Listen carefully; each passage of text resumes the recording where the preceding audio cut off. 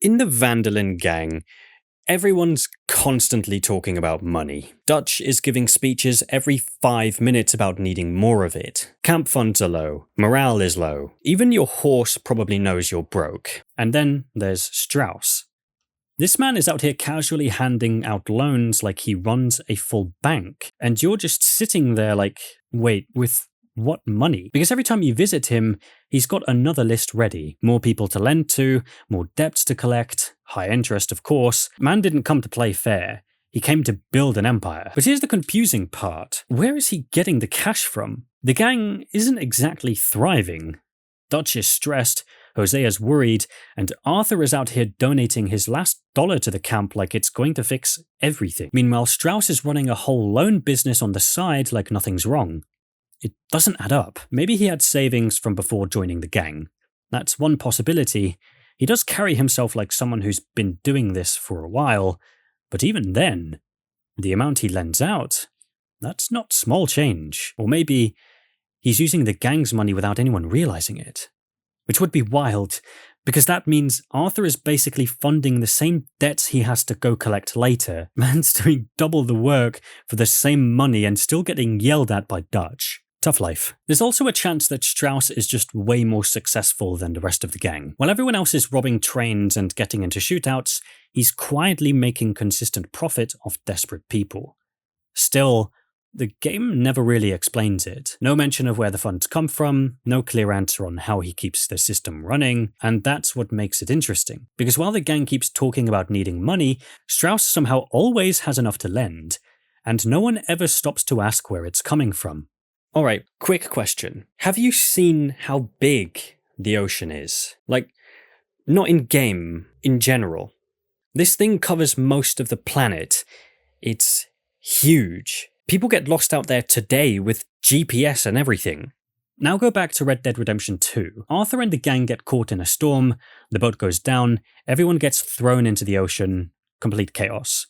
And then somehow, they all wake up on Guarma, together, in the same area, like it was a planned group vacation. Like, I'm sorry, how? Because realistically, once that boat goes down, everyone should be scattered miles apart. Some might not even make it. The ocean doesn't exactly keep groups organized like, don't worry guys, I'll drop you all at the same island. But here, Arthur washes up, and one by one, the gang just starts showing up like they all took the same route. Oh, hey Arthur. Oh, you made it too? Yeah, sure. Why not? Let's all reunite after surviving a shipwreck like it's nothing. And don't get me wrong, it's a great story moment.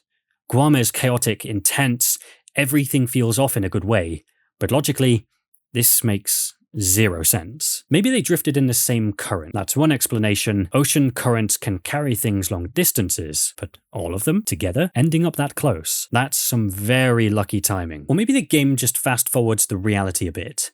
Because separating everyone would have turned Guarma into a search mission instead of a story chapter. And let's be honest, nobody wanted to spend 3 hours swimming around looking for Dutch. Still, it's one of those moments that sticks out once you think about it. Because surviving a shipwreck is one thing, but surviving it and regrouping almost immediately on a random island, that's a whole different level of luck. And even now, it's one of those details the game never really explains. Out in Big Valley, there's a big chance you'll run into Francis Sinclair. And you already know how this starts. Random stranger, random request, and Arthur somehow signs up like he's running a free delivery service across the Wild West. So Francis asks you to find rock carvings. Simple enough. Arthur's probably thinking, yeah, sure, what's 10 more errands at this point? But then you actually look at the guy, and yeah, something's not sitting right. His clothes don't match the time at all, not even a little. It's not fancy, it's more like he picked an outfit from a different century and just rolled with it.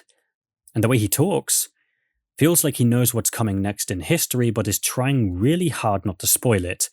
Like he's holding back a "you're not gonna believe what happens in 1914. Still, you go along with it.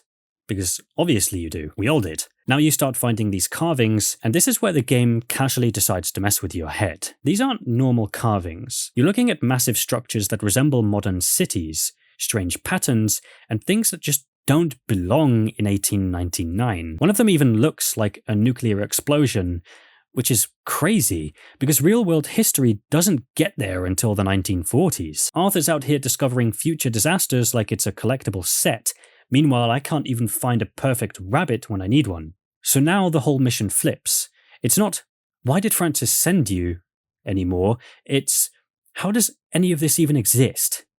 You collect all 10, head back, expecting answers, at least something. Even a vague explanation would help. No, Francis is gone. Instead, there's a woman holding a baby, and this is the moment where every player just pauses. That baby has the exact same birthmark as Francis, same place, same shape. No coincidence, no maybe, it's him. And you're just standing there like, wait, did this man just respawn as himself?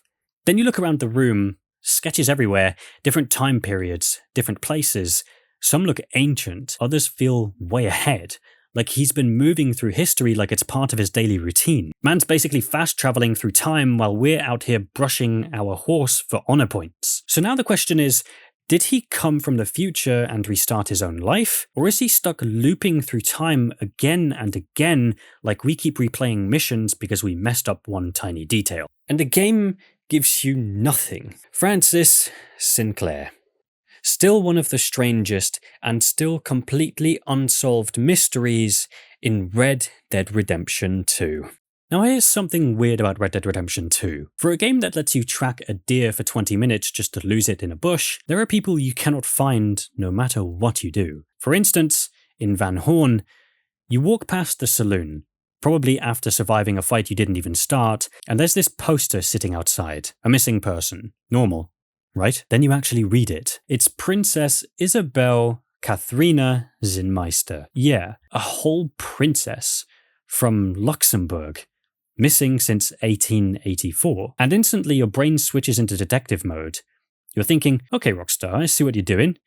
Big reward, tragic backstory, rich family. This has secret mission written all over it. So you start searching. You check cabins, you roam the woods, you side-eye every random NPC like they're hiding something. And maybe you probably have questioned a squirrel too. But no matter how hard you try, nothing shows up. No trail, encounter, or hidden ending. Just a poster sitting there like it's mocking you for caring too much. And the worst part, there are hints in the game files that she might have had a bigger role at some point. So now it feels less like a mystery and more like something that got cut and left behind. Now, just when you think the game can't mess with you more, it introduces Nigel. And if you've heard Gavin screamed across the map at least 10 times, congratulations, you're part of the support group now. Nigel is the very confused British guy wandering around the Wild West like he's took a wrong turn somewhere near London, and his entire personality finding Gavin. That's it. That's the whole build. Rain, night, middle of nowhere, doesn't matter. He's still out there yelling like Gavin just respawned behind a rock. So naturally,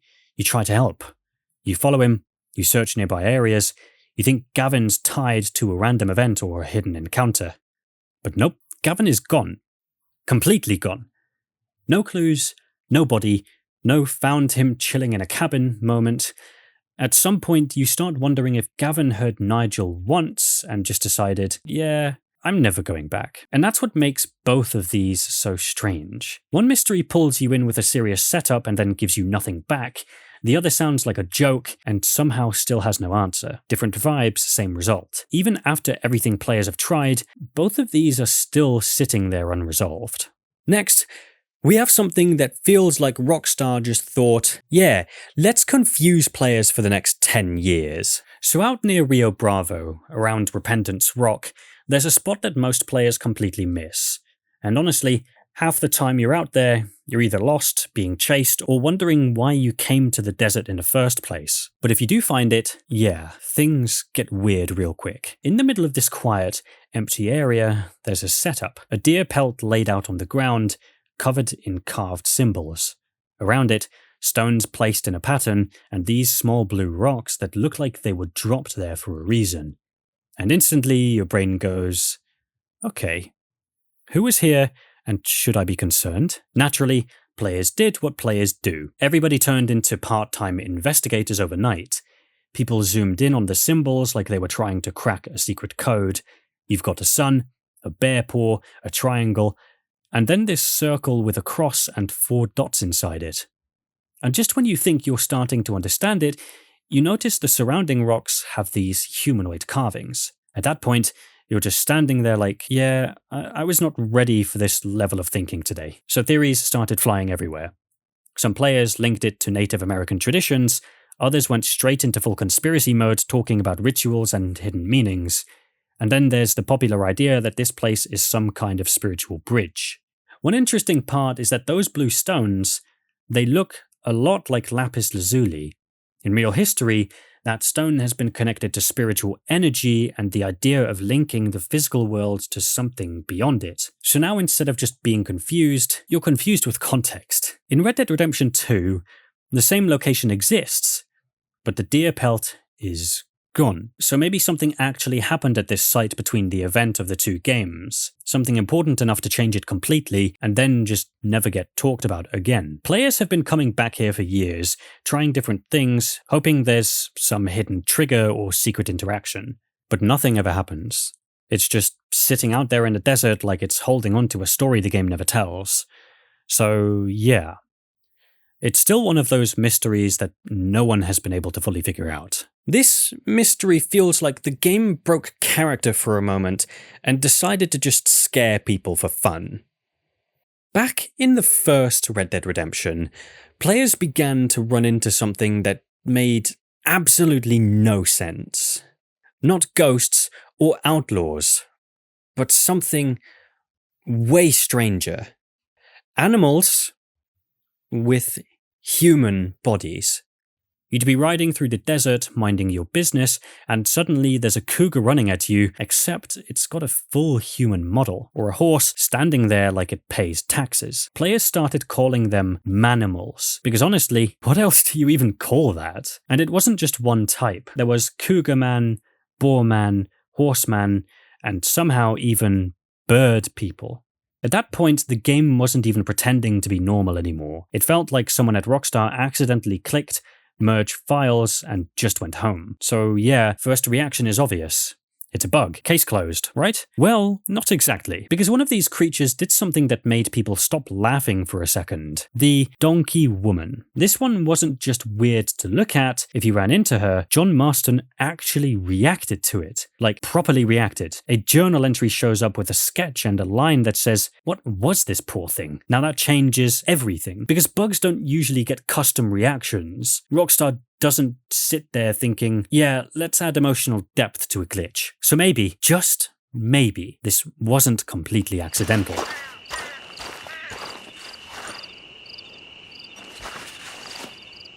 Maybe some of these were left in on purpose, like a weird inside joke, or something meant to mess with players when they least expect it. Because getting chased across the desert by something that looks half human and half cougar, yeah, that sticks with you for a while. And just when you think it's all part of the old game being chaotic, Red Dead Redemption 2 quietly brings it back. Near Two Crows, if you head south from Armadillo, you can find something standing near a mill, motionless, the donkey woman. Same unsettling presence, just placed there like it belongs. So now it's clear that this wasn't a random bug, it's something Rockstar kept alive on purpose. Maybe it's just leftover code or something the game never fully explains. Either way, one thing's clear, the Wild West already had enough problems. It didn't need human animals walking around too, and even now, nobody really knows if the Manimals were a mistake or something much weirder. Somewhere out in Mexico, in a town most players only visit because the story sends them there, you run into a guy who doesn't look like much at first. Older man, calm, just standing there like he's seen everything already and isn't impressed anymore. Then his name drops. Landon Ricketts. And if you're paying attention, that name hits different. John recognizes it too, but in that vague way, like something you heard growing up, half-remembered stories about a gunslinger who was basically a legend. The kind of guy people talked about like, yeah, don't mess with him, no one really explains why. Now here's the strange part. For someone with that kind of reputation, what is he doing here? Mexico isn't exactly where you expect the famous gunslinger to retire. I don't remember inviting you to my country. It feels less like a choice and more like he ended up here because there was nowhere else to go. And when you meet him, he doesn't exactly act like a legend either. First thing he does is roast John's shooting skills like he's watching a beginner tutorial. Man really looked at John and said, yeah, we got work to do. But then he helps him, teaches him, improves his Deadeye to the point where John starts hitting shots like he finally unlocked aim assist in real life. So clearly, this guy knows what he's doing, which brings the question back again.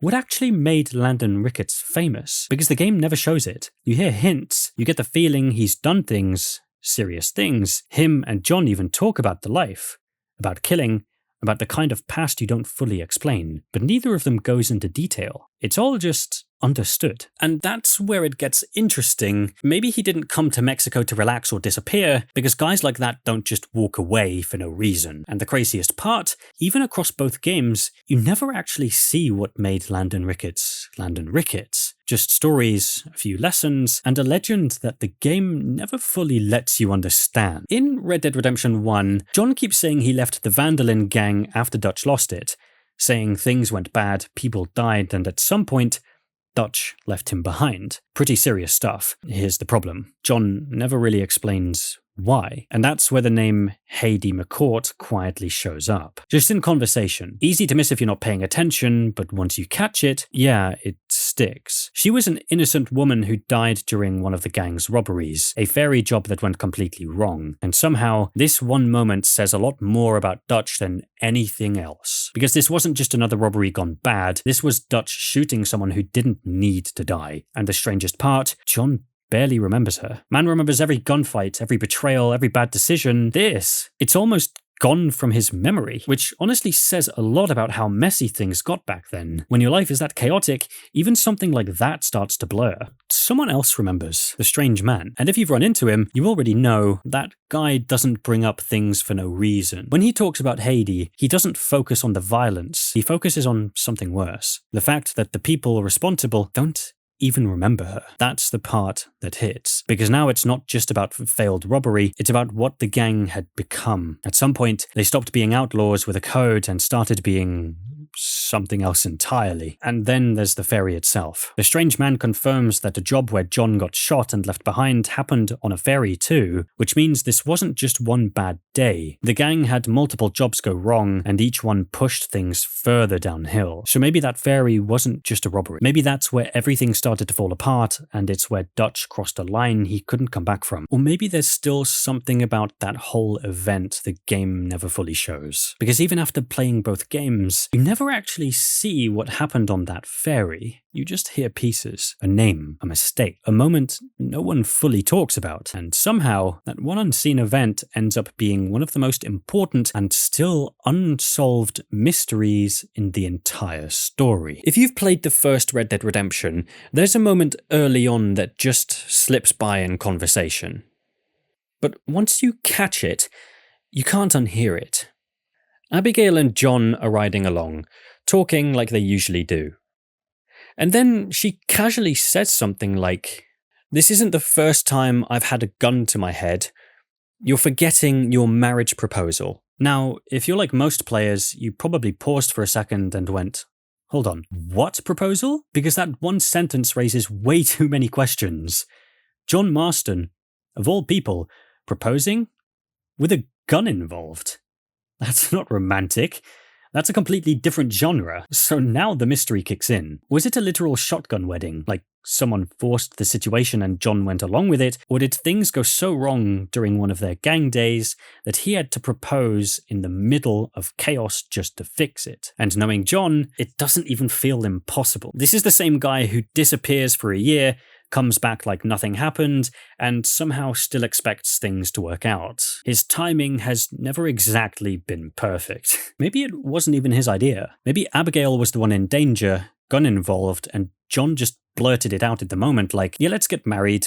Problem solved. Not the smoothest plan, but also very on board. And the weird part is, we do see their relationship in earlier days.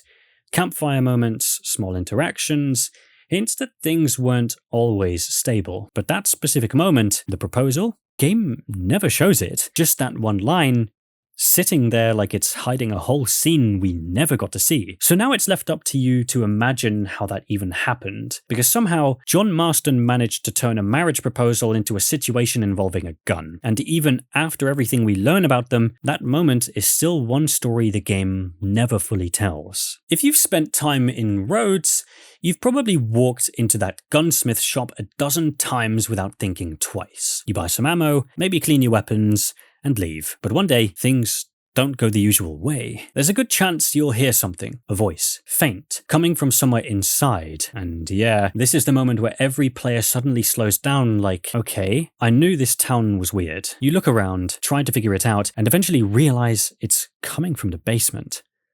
Now at this point, you've got two options.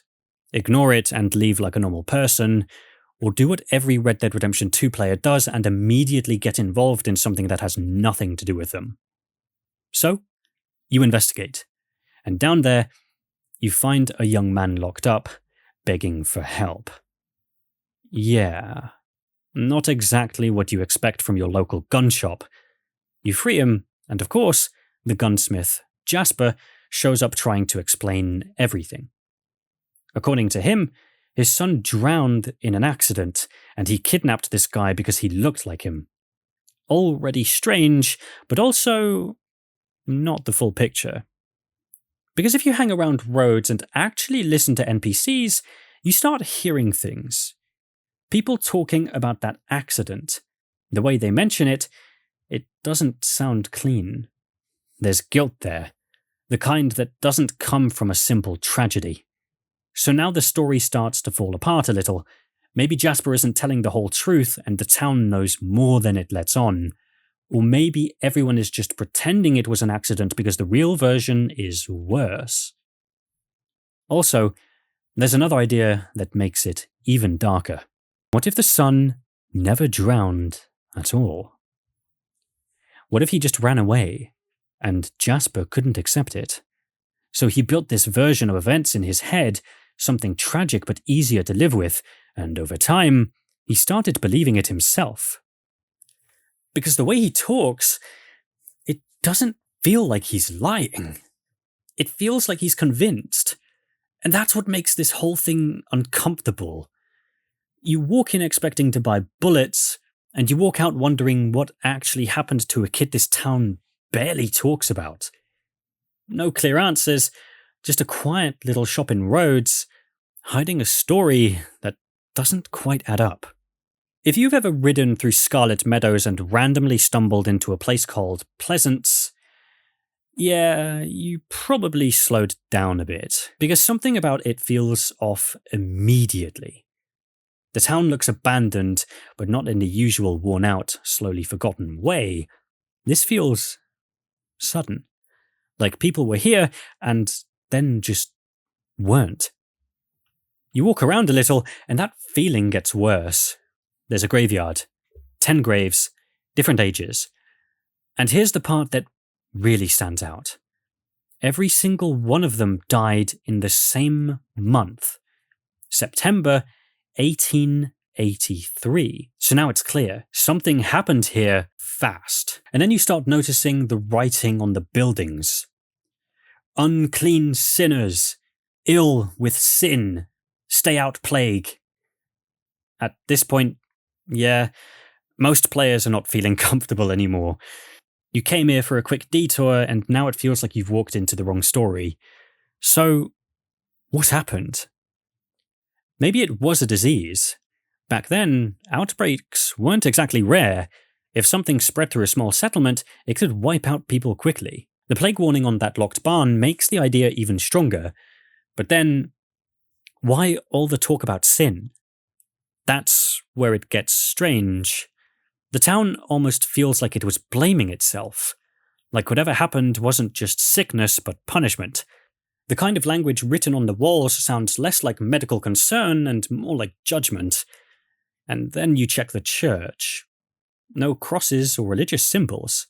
Just an empty place that doesn't really feel like it was used the way you'd expect. Which makes the whole sin thing even more confusing. So maybe it wasn't a normal settlement to begin with. Maybe they believed something different and they were already isolated before anything happened. Or maybe things just got so bad that people started turning on each other, trying to explain it any way they could. And just to make sure you don't leave feeling normal, there's a massive snake corpse hanging from a tree nearby. Because yeah, that definitely helps. At that point, you're not even trying to solve it anymore. You're just leaving the area like, I've seen enough. And that's the thing about Pleasance. You can piece together parts of what might have happened, but the full story is never clear. Just an abandoned town, a sudden tragedy, and a lot of signs that something went very, very wrong.